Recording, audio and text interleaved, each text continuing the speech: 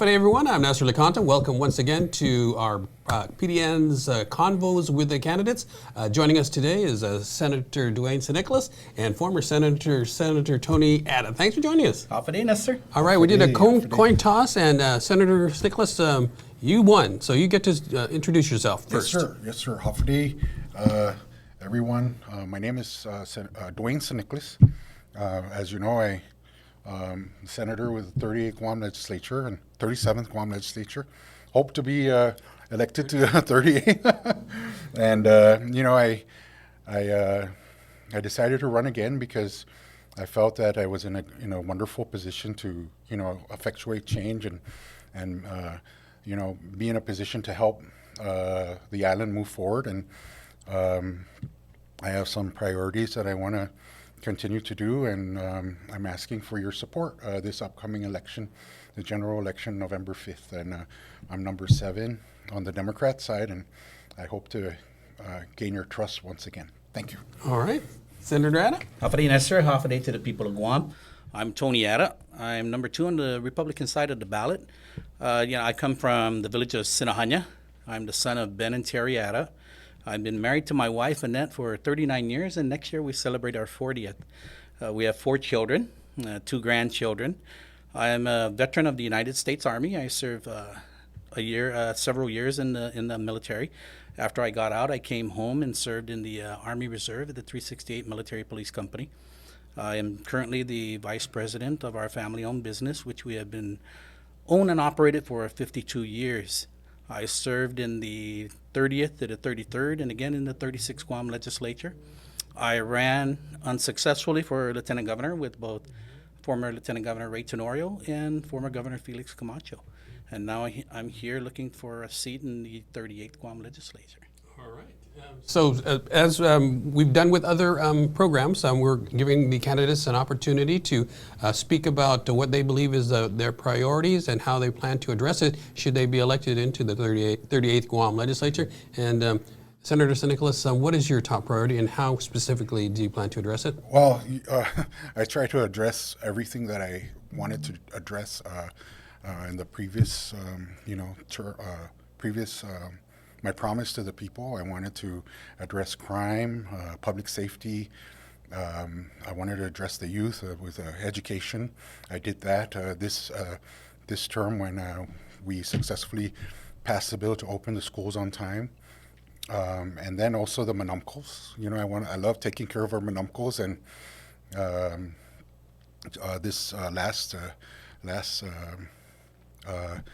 this last term, we introduced a bill that removed the statute of limitations so that manumcles who were financially exploited, can take up a claim through the courts, and that was one of the accomplishments. But I want to continue to represent our youth, our manumcles, public safety. What else is there I wanted to do? Well, those are the things that I wanted to focus on, and I'll be introducing, measures as the year progresses. But I have some stuff up my sleeve. It's just they might need a little bit fine tuning. So, but I'm in a wonderful position to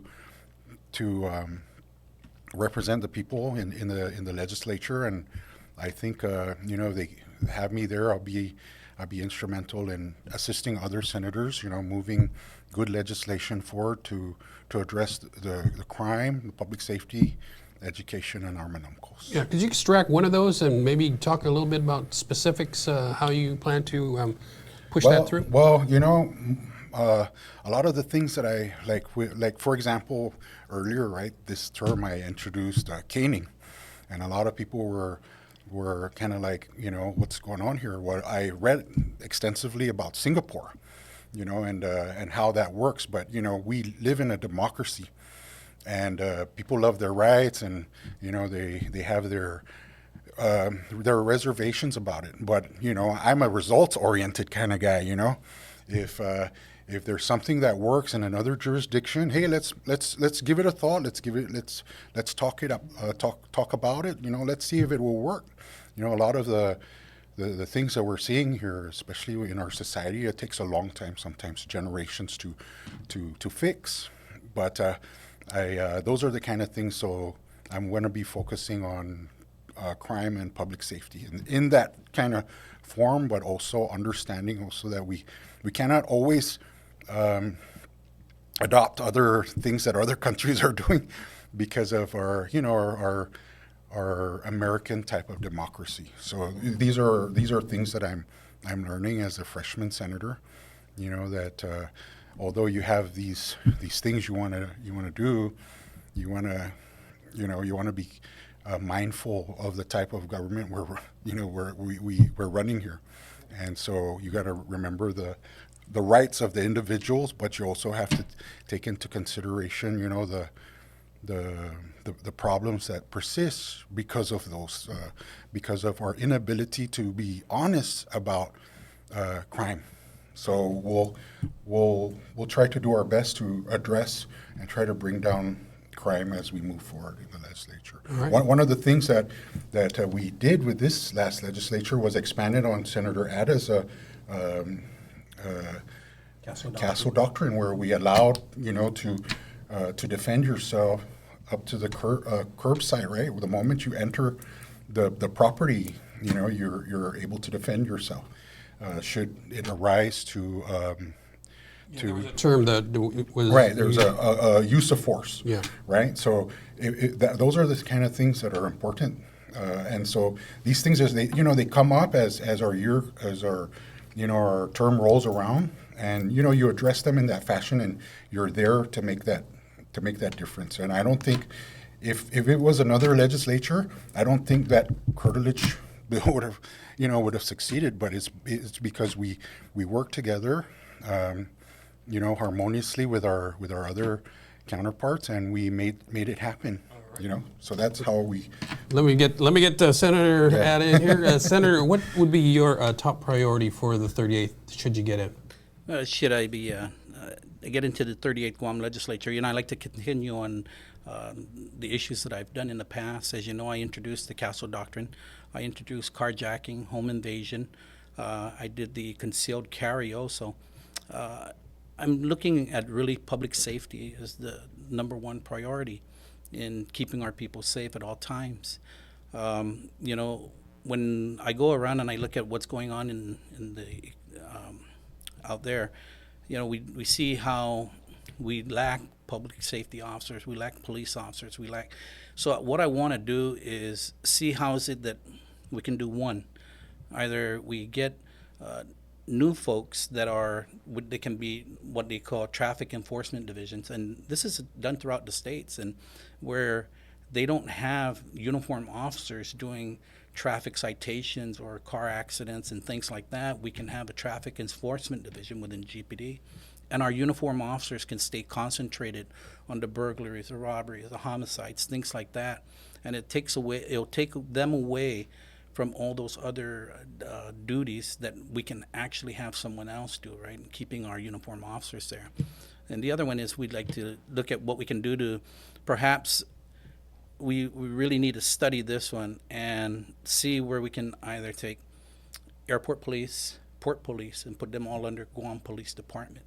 I mean, if you look at what they're doing now, they're actually helping with the duties of the Guam Police Department by going out there on outside of their jurisdiction. So we have one chief, two deputy chiefs, which would be the port and airport police, and then all the officers under Guam Police Department. So that's what I want to do and see how we can move that forward, work with the administration, because a lot of this is administrative responsibilities. So I want to work with the administration in doing these things, because I think it's important that we work together and not against each other, because in the end, it's our people that suffers. It's not anyone else. Who gets credit, or if it's someone in the 37 that wants to introduce legislation or look at it now, that's fine. But the end result is ensuring that our people are always safe. I think we need to also address our housing situation, and how is it that we can have attainable housing. We have affordable housing for those that are within the range of the lower income, but we don't have attainable housing. And attainable housing are those that want to buy a home for them and their families. What is it that we can do? Can we turn around and go to Guam Housing and make the first-time homeowner buyers a bigger grant to give them that they'd be able to use as part of the closing cost or part of whatever they need to do, right? Also, what is it that we can do to lower the cost of housing? And whether it be you give tax credits to these home builders and say, hey, you give these homes at a more affordable price and you'll be able to take some tax credits here. But we need to make housing more attainable. And we need to also bring more jobs into our island. Okay. And I think, Let me ask you to hold Sure. that thought there, because we're going to go one by one back and forth on these issues. We got to take a break. We'll be back with Senator Dwayne Nicolas and former Senator Tony Atta right after this break. Stay with us.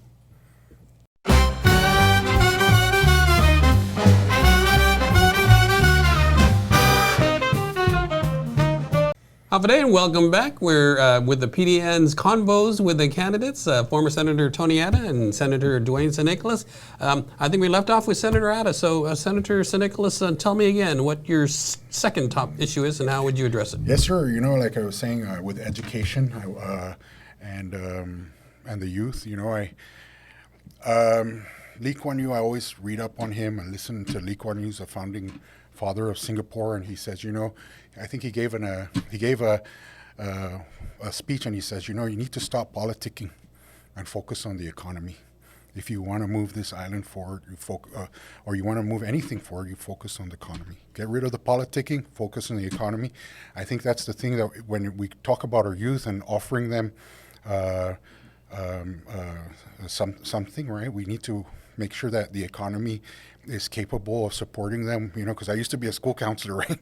I was like, man, we're going to graduate like upwards of 10,000 students, and where are they going to go, And as a school counselor, I saw that I was sending them a lot off to the military, and I'm like, wow, why don't we try to develop, a type of skill that we can, have here on Guam, where I guess the mainland can,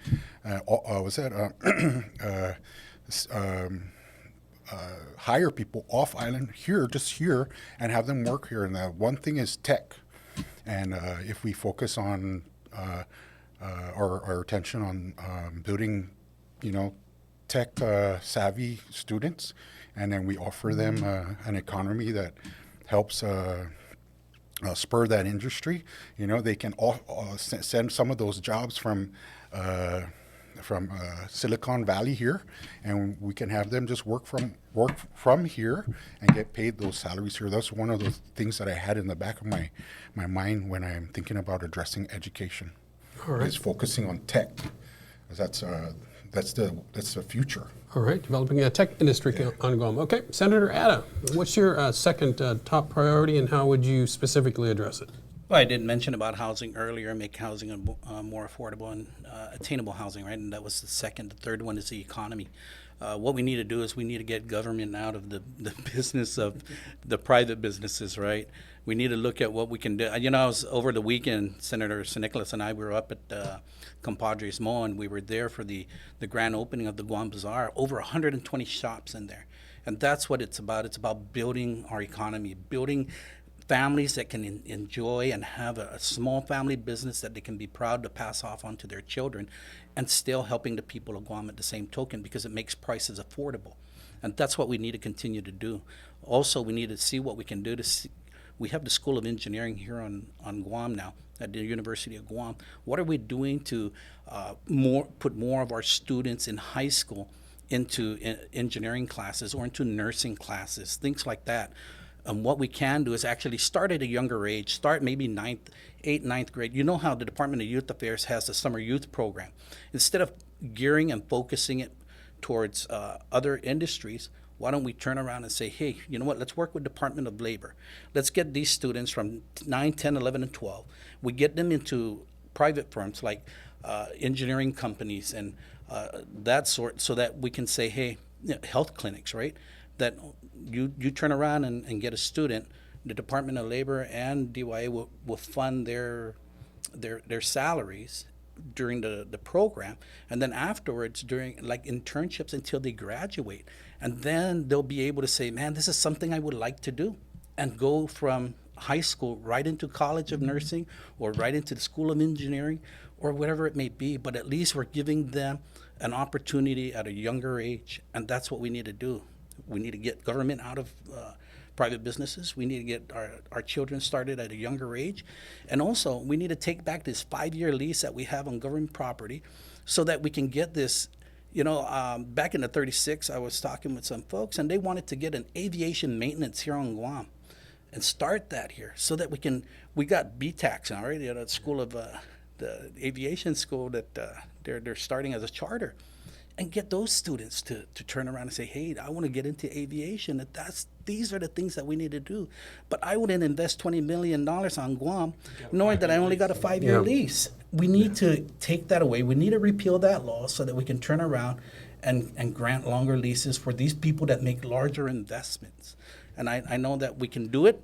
We just got to work together for the betterment of our island. Yeah, only got a couple of minutes left. Real quickly, you got something to add to? Yes, sir. And I'd like to thank Senator Ada for pointing out the bazaar. 125. I also wanted to focus on businesses that support other businesses. Thank God bless the Antillans. For making this a reality for a lot of the. And the Compadres Mall for making this, a reality for those families that I visited them, almost each and every stall there. And, these are just people just trying to, just like me, when I first started, they're dreaming of something. And we're going to be moving up there to Compadres Mall. And I hope to be, an instrument to help them as well, the small businesses. And maybe we can have a symbiosis there. But I wanted to see how I could help businesses like the Antillans, who are able to, because that bazaar is like it's like a incubator of some sorts, and I think maybe they, for businesses that support other businesses and families to thrive, I think we should look at incentives for, to spur them, and also what Senator was talking about those long, short-term leases. We're businessmen. We know that it takes a lot of money and effort and time and effort and energy.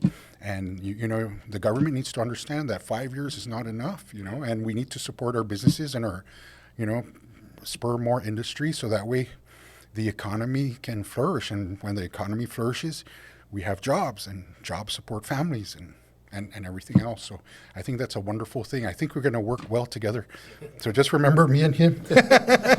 On that note, I think we're running out of time. We do have time for your closing remarks. And so, Thank you. Senator Ada, go ahead and give us your closing arguments. Thank you, Nestor, and to the Pacific Daily News, and to the people of Guam. Thank you for giving us this opportunity to be here and get to know us a little bit more. Again, I'm Tony Ada. I'm number 2 on the Republican side of the ballot.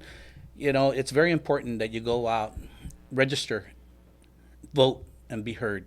It's very important. Your vote counts, your vote matters. And the only way that you can do it is going out there and casting it. And I humbly ask for your support and your vote. And we look forward to seeing the results on November 5th in this general election. Thank you, Nestor. All right, thank you. Senator Nicolas, your Yes, closing sir. remarks. Thank you. Sidus Masi. Gual si Senator Dwayne Nicolas. Ugogogo hamzu talo ni supportin mizu inangokon mizu talo para bai husat bihamzu hokoka besanganya na gay gof manyanya kurasonno lo honesto san sincero za anginon bota zu talo be na ya ni todo nasinyaho sa huguaiza esti islata Guam. Buenas and Hofday. My name is Dwayne Nicolas. Everybody knows me as Mr. Goodman, Santa. I have a soft heart, and all I've ever wanted to do was make everybody happy and support our island. This island raised me, and it's a great honor to have the opportunity to serve and to make it better for everybody else. I ask for your support. My name is Dwayne Nicolas. I'm number 7 on the Democrat side, and together with my counterpart here, we'll probably work together. We'll work together with sincerity and honesty for all our people of Guam, and I ask for your support. Thank you. All right, thank you. Senator Dwayne Nicolas, former Senator Tony Ada, both running for the 38th Guam Legislature. I'm Nestor Licanto. Thanks for watching, everybody. We'll see you again next week or next time on PDN's Convos with the Candidates. Yay. All right.